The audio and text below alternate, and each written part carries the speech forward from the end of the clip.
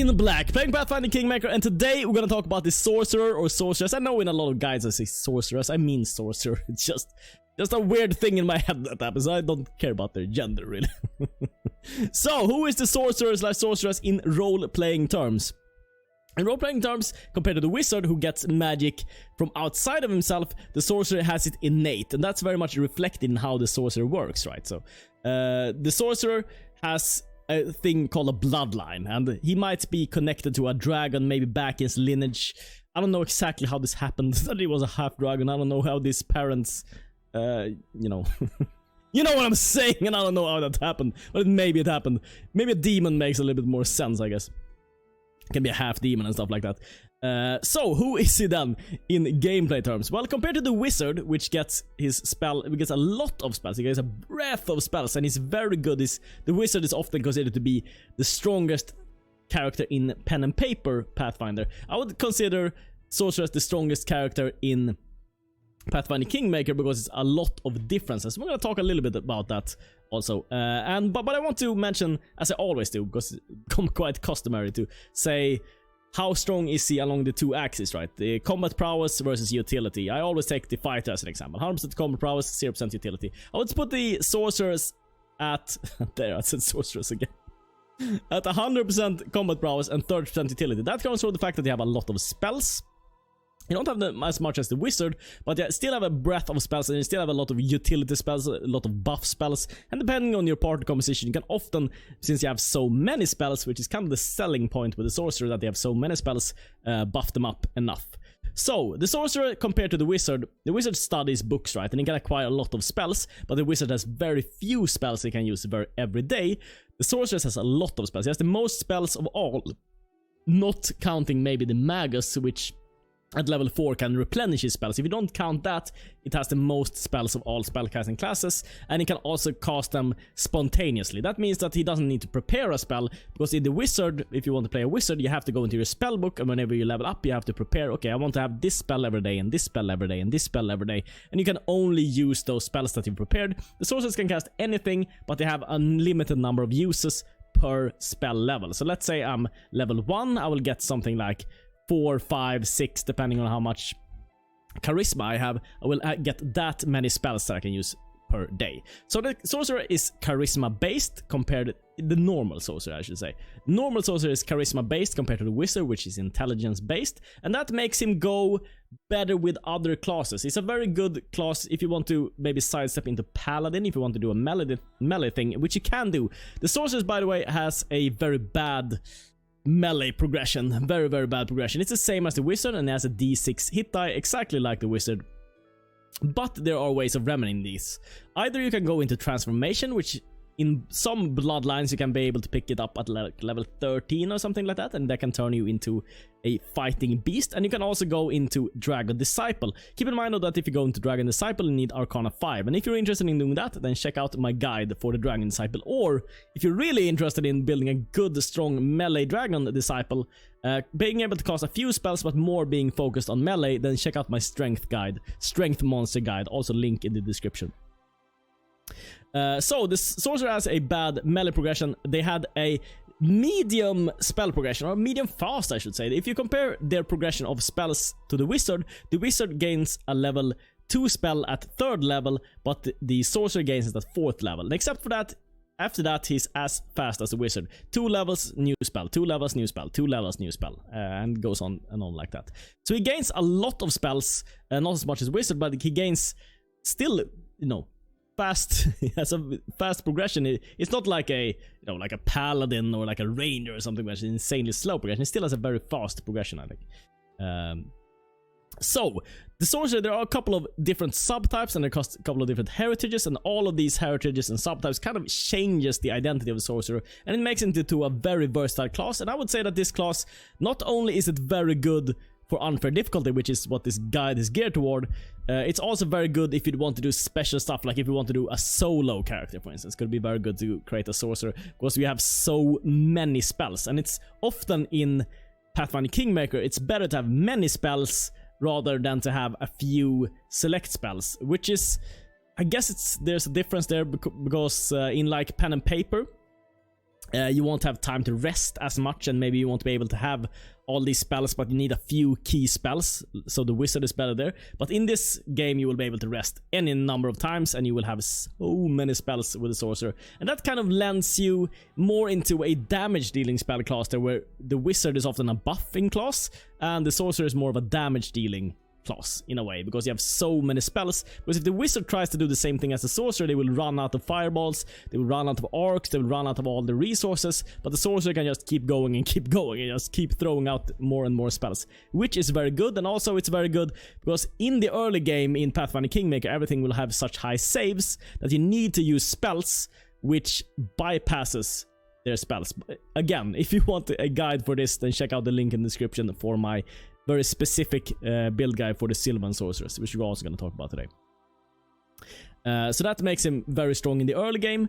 And then in the late game, you have the buffing as we talked about earlier. We're going to go into the subclasses now, and then we're also going to talk about the heritage. There's a lot to talk about with the Sorcerer. But starting off, you can't go wrong with the Sorcerer, really. It will always be, I think, a benefit to your group. And even if you're a little bit unsure, if you're picking up this character and you don't know exactly what to spec into, I think the Sorcerer is perfect, because can go into a melee route if you want to, especially if you're playing on lower difficulties. That can be a good alternative. On the higher difficulties, I have to say that it's not ideal going melee.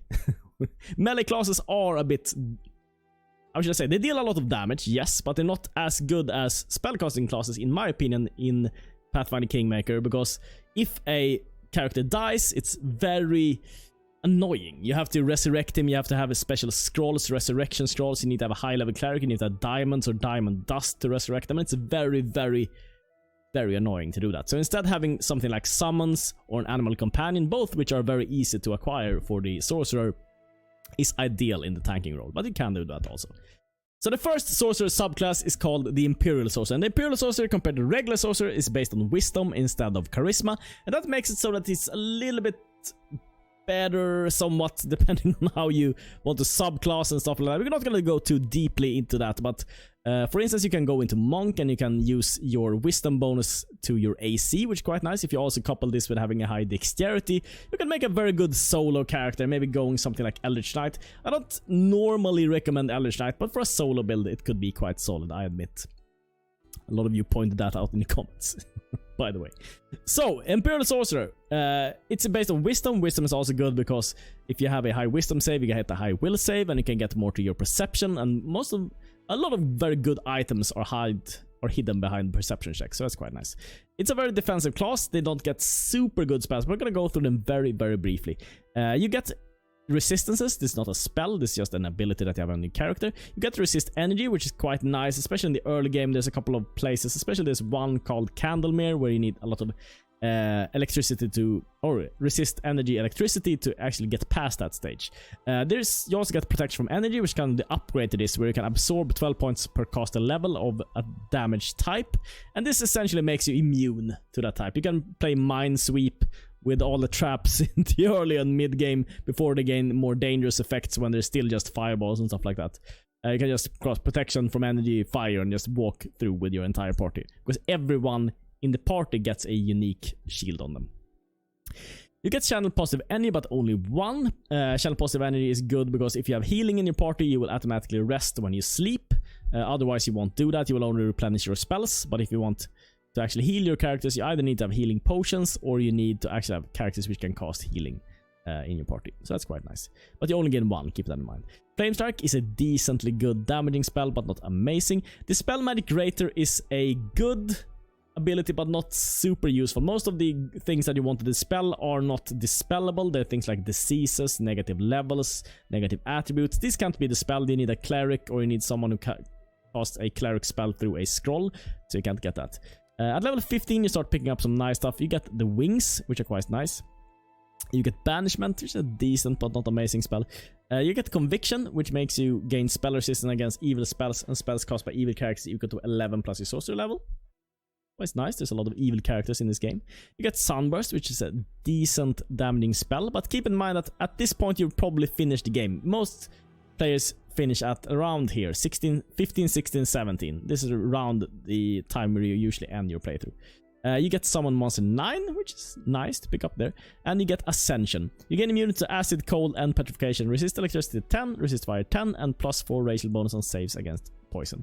So by this time you will only be facing the last boss, and the last boss will not have Acid or Cold, so it probably won't do anything for you. But if you're playing this in pen and paper, then maybe. And yes, just jump into the Sylvan Sorcerer right away. So the Sylvan Sorcerer gains a Animal Companion at the first level, which is quite unique. Usually when these classes like the Druid and stuff pick these up, they gain it a little bit later on, or they gain it with minus levels, but the Sorcerer, much like the Inquisitor Hunt Master, I think it's called, gains the Animal Companion at first level and not with a minus or any penalties to their level, which is insanely good. I've already ranted enough about why Animal Companions are so good, and this kind of makes the entire class. If you look at the spells, it's one of the...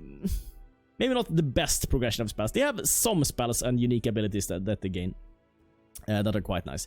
They gain Entangle at level 3, which is quite useful. There's a couple of fights where you can, for instance, bind back or bind down some melee troops so that they move very slowly towards you. It makes ground into difficult terrain. Yes, difficult terrain. And it's quite a huge area, so sometimes it's a little bit useful. And also, it actually works in unfair difficult. There's a lot of these spells which don't really work because things have such high saves that they don't work. And Entangle, I think, is a good one. Woodland Stride makes you move at normal speed without taking any damage or suffering any other impairment through difficult terrain. And that's quite nice, of course. It's combos with Entangle, and you can move through Entangle without any problem, and the opponents can't. Then you get Hideous Laughter, and when you get Hideous Laughter, this at level 5, it's actually quite good, because at this level, about at this level, you will be able to, or you will be fighting, not to spoil too much, but you will be fighting goblins and trolls, and those are kind of the characters with the weakest will save in the game, and you will actually be able to get off Hideous Laughter on them from time to time. After that point, though, you will not be able to cast Hideous Laughter on anything, because everything will either be immune or they will have a too high will save for you to ever get any good uses out of Hideous Laughter. So it's a decent spell. You get Deep Slumber, which I never found any use for. I think it's just too difficult to get this spell off. I'm just gonna, cover them very briefly because there's so much to cover. Fleeting Glance is probably the best thing you get, except for your Animal Companion, in my opinion. It makes you able to turn invisible as a ability. So it's not a spell, it's an ability, and it matters for a couple of things. You can get silence and stuff like that, so you can't cast spells. You can still use this ability, and you can also go into it while casting spells. So I think this is very, very nice. It works like greater invisibility, so you can be in this invisible form, and then you can still cast spells at that form, which you of course can with any greater invisibility, but this you can just turn off, and you can just toggle on and off, which I think is very useful.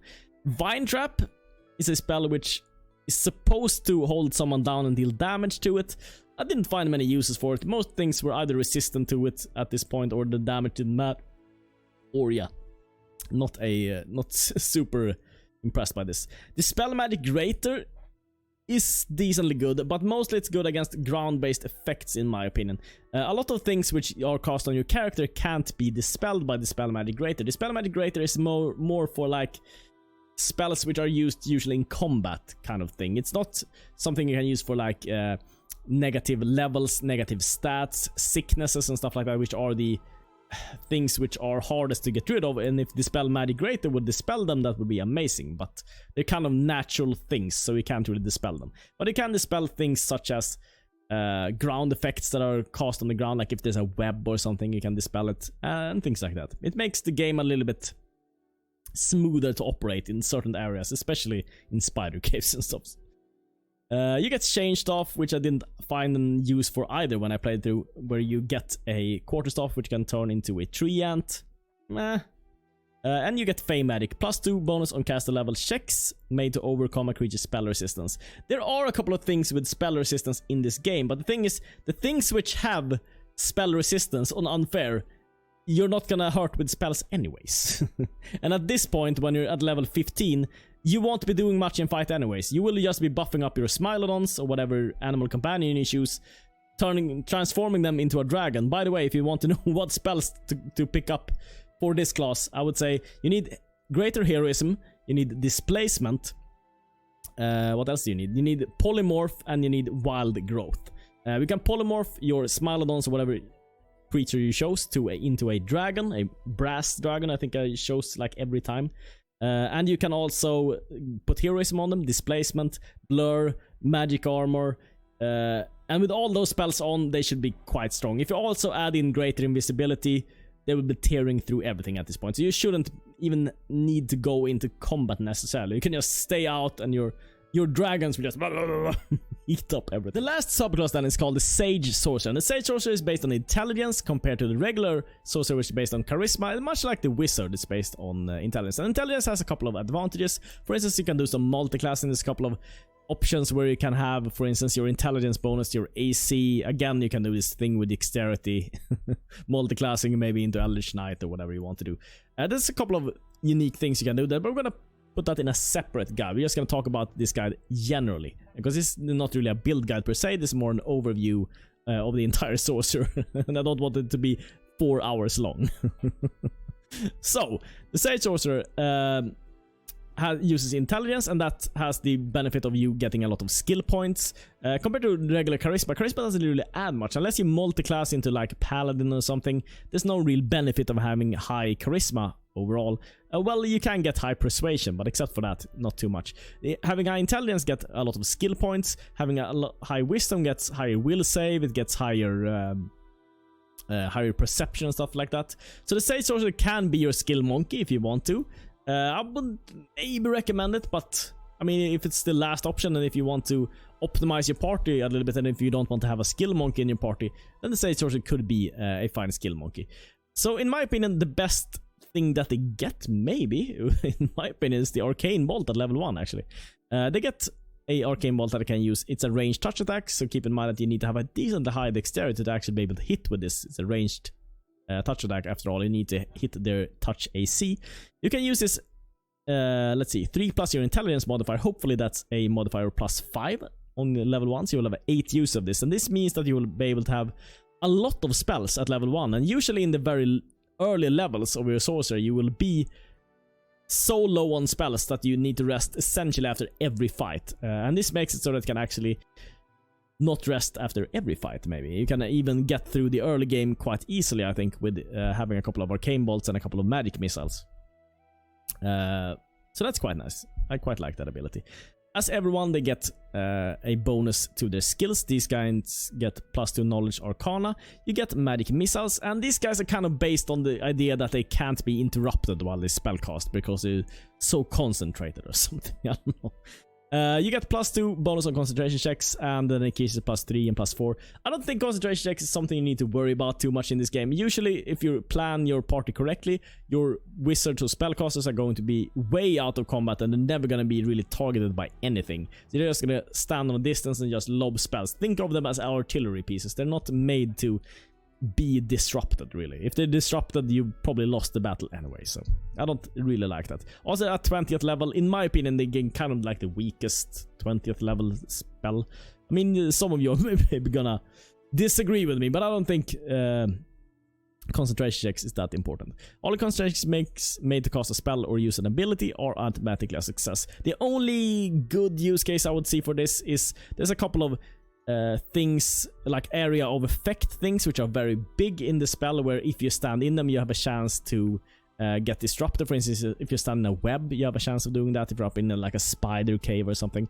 But at level 20 you will be up against the final boss, and there will be like, yeah, not much not much use for this, I think. Usually, by the way, you end your playthrough between 15, 16 and 17th level. You get invisibility at level 5, which is decent, I would say. And invisibility is quite a useful ability. You can use it to cheese a couple of fights. You can use it to re-engage. For instance, you can go invisible. You can move away and get back. You can use invisibility to set up a fight. You can go invisible. You can go into sneaking because you get a +20 bonus on stealth. You can usually get this close to your enemies, and then you can cast some spell from that distance. So it's quite useful. The spell magic I talked about before, and I don't think it's super useful. There's a couple of applications for this spell, but in general, not the most useful. We're gonna use it from time to time, but very, very rarely. Dimensional Door is the same thing. There's a couple of places which you can't get to unless you have Dimensional Door, because you need to teleport to get to them. And in those cases it's good, but it's going to be mostly for the late game where you can do that. Break enchantment, I don't think I ever used, maybe 1 or 2 times or something. True seeing, same thing. Banishment, same thing, almost never used that. School power, it's quite nice. You get a +2 bonus on your DC. This means that, for instance, when you play a sorceress, what you want to do is you want to target your opponent's will, fortitude, or reflex save. With all your spells target them. They either have a reflex save or fortitude or will save. And this makes it so that it's too harder for your opponent to succeed with their save.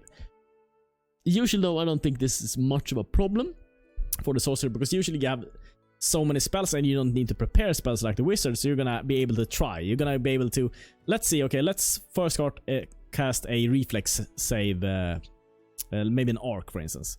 And okay, now they have a very high reflex save. Okay, that won't work. Maybe Bone Shatter. And then you see, okay, they have a low fortitude save. Perfect. Then just Bone Shatter, Bone Shatter, Bone Shatter. Cast Bone Shatter until they're dead, essentially. And usually the +2 bonus doesn't matter too much, because usually when they have a low save, it's so low that you're gonna succeed every time anyways. And also this is based on your level and other modifiers like that, so usually your modifiers will be high enough to get through if you're targeting their lowest save, which you should always do with your sorcerer. Always try to target their lowest save so that they don't succeed every save, because then you're not dealing any damage. Yes, that's my rant on that. You get power word stun, but usually the game is over. Same with Clashing Rocks, I'm not gonna talk too much about it. You get new Arcana, which gives you more spells, which is, nice benefit.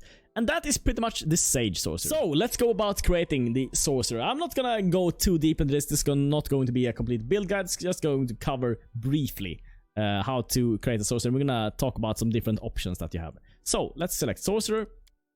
And let's go to Heritage. First of all, I like picking up Idlekin. There's basically 2 routes in my opinion that can go. Either you can go a Dexterity Charisma build. This is if you want to use ranged touch attacks and if you want to have a high AC on your character. You can also go with a Constitution Charisma base, which is what I personally prefer, because it's a couple of like long range spells and stuff that can hit you and easily one-shot you if you go with the Dexterity route. And you also get Summon Nature's Ally level 3, which I think is quite a nice spell, or it's actually an ability that you use.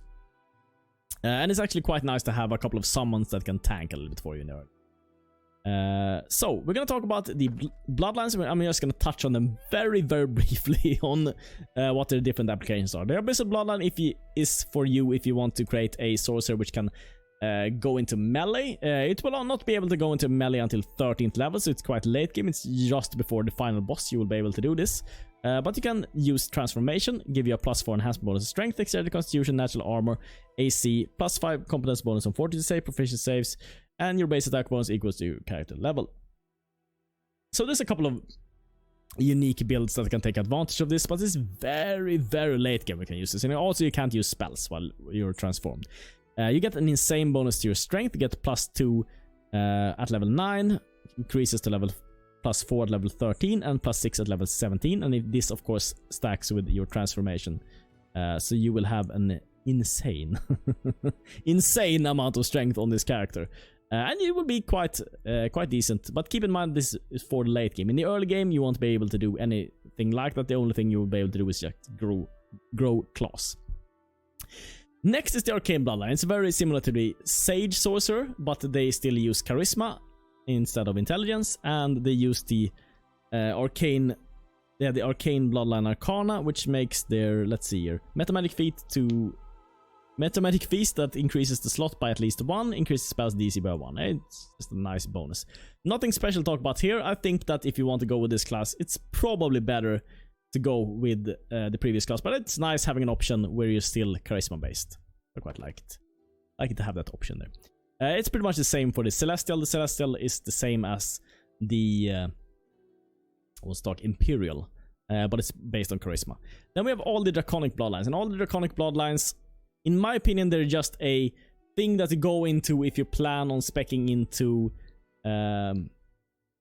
Draconic Disciple later on in the game. The dragon can turn into a dragon kind, which is a dragon at later levels. But if you want to do that, you probably want a very special build. If you're just gonna do a sorcerer and turn into dragon, unless you're playing on lower difficulties, it's not gonna be that beneficial for you because you're just gonna get brutally murdered. But if you do correct buffing and planning with your character, then you can get a quite formidable melee type character. But if you want to do that, then you probably are better up going just few early levels into Sorcerer and later on speccing into Dragon Disciple. Man, I can't speak. Elemental Bloodline then. Elemental Bloodline is a bloodline if you want to turn into an elemental instead of turning into a dragon. And it also has some damage spells and it has some resistance spells. So you get elemental resistance against acid, and you also get a scorching. All of these elementals get rays, and this get an acid ray, and then you can turn in elemental body, and it's the same elemental body 2, 3, 4, and so on. And it's the same in all, but just changes the element, so it's not that different. Fey Bloodline is much like the Sylvan Sorcerers, except they don't get a pet, so it's just a horrible class, I'm sorry to say. So I don't see much upside here. If you know any, let me know. Let me know in the comments. Infernal Bloodline is if you want to have a couple of damaging spells, look cool with wings. A lot of these classes, by the way, get the wings for free around the level 15. Looks a little bit cool. I mean, it's nice to have a AC bonus against melee attacks and immune to ground-based effects, but mostly I think it's good for the looks. Looking the cool part. Yes. If I remember correctly, they also get the best immunity in the game. They get Power of the Pit, immune to fire and poison, but this is at 20th level. Immunity to fire is very, very good. Very strong in this game. Then we have the Serpentine Bloodline, which is based around poison. There's a couple of poison abilities. You have Delay Poison. You have Snake Skin. Everything is just poisony type. You also get access to Transformation, much like the Abyssal Bloodline, but you get at the same level at level 13. And you get Frightful Aspect, which I think is a spell shared between the Sorcerer and the Cleric. I think the Cleric can also go into Frightful Aspect. And you get Polar Midnight, which is quite cool. All creatures in the area take 5d6 points of cold damage, 1d6 points of dexterity damage per round. A success before to save each round negates the dexterity damage, but not the cold damage. So that's pretty cool. And you get the Scaled Soul, where you can turn into a large Spirit Naga. This is mostly for the cool looks, I think. Let me pick it up. You also become immune to poison and paralysis. There's not too much poison in this game. It's a little bit of paralysis. You may use Serpent's Fang as often as desired, and you may choose to inflict damage to an ability score. I mean, it's a cool subclass, but it's mostly for role-playing purposes, I think. It's not... Compared to the other subclasses, it's not that strong, I think. You get Summon Monster, which is quite nice, and Den of Vermin, where you can summon a host of insects. And these are pretty decent good, I would say. But you get them very late, as you can see. Almost when you complete the game. And then we have the Undead Bloodline. Undead Bloodline kind of thing is that you turn undead, right? So you get some damage reductions, and later on you get some immunities. And at the 20th level, you kind of turn into an undead character. You get Resist Cold and Magic, damage resistances, and then they increase. And then you get One of Us, which turns you into an undead. You get immunity to cold, paralysis, and sleep. Cold is a little bit useful, I guess. You also gain damage reduction 5. You receive +4 morale bonus on saving throws against spells and spell abilities costs by undead. This is too late, though. Level 20, you won't be up against any undead anymore. Then you have a couple of nice, like, undead-themed spells here. Waves of Fatigue, Undeath to Death, and Finger of Death. But this you can also pick up just regular on a regular Sorcerer. And you, of course, get Animate Dead, which is quite nice because you want to maybe have a Necromancer character. So if you want to get like a thematic Necromancer character, you can go with a Sorcerer or this bloodline. But I think for most builds, the other bloodlines are going to be stronger. It's more for the like Necromancer themed. So for abilities and skills, this is what I would recommend. This is the Constitution Charisma based build that I talked about earlier. You can also go Dexterity Charisma if you want to. The other stats don't matter too much. You don't need too many skills. You don't need to hide too much wisdom. You don't need strength. You don't need dexterity. You don't need anything essentially except your charisma. But it's just what you want to have. Kind of like the gravy on top of your charisma. Why do you need 20 charisma? Because if you have 20 charisma, it's a breakpoint at 20 where you get more spells. So you definitely want to have 20. You don't want to have 19, for instance. And Constitution is very nice to have very high, but there's no breakpoint here, so you can go down a little bit lower if you want to have a balanced build where you balance Constitution and Dexterity. That's also fine. For skill points, what I would go for is Persuasion. It's one of the best things to have in your main character, and I'm planning as if you are playing your main character right now. There's a couple of checks where if you pass the Persuasion check, you can get a lot of experience, especially in the late game if you have very, very high Persuasion. And Charisma also leans you good into getting Persuasion. As you can see, you get your Charisma modifier on your Persuasion check, so it's quite nice. Other things would be Perception, if you have a little bit of higher intelligence. So, for abilities, what I would recommend, I would definitely go this exact same route as I did with my... oh, I love that I picked up the undead one, by the way. I would definitely go with the same route that I did on my melee sorceress run. By the way, again, link down in the description. Spell focus, evocation, and then spell specialization, burning hands. If you're interested in why I pick up burning hands specifically, because burning hands deals damage in an arc, so it can use it to kill a lot of enemies, so it can get a lot done in the early game. But again, check the link in the description if you want to see how to get the early game cleared using burning hands. And we pick up spell specialization in burning hands because it makes it 3 level higher, so that we get 3d4 points of damage on level 1, which is very, very high on level 1. And also it won't miss, which is very good. So that's what we'll go for there. Of course, here you need Burning Hands, and other spells you can pick up is either Mage Armor or Magic Missile. I would recommend Magic Missile, because you're gonna switch into Magic Missile on level 2. You're only gonna use Burning Hands on level 1, and the spell specialization can change every level, so I would change it to Magic Missile on level 2. Then you can go into any alignment, depending on how you plan to multi-class this. Lawful Good might be good. For instance, if you want to go into Paladin, if you want to go into Monk, that might be good. That is pretty much it. Man, it was a long guide. There was so much I wanted to have said, but so I probably forgot a lot of things. But thank you so much for watching, and see you next time.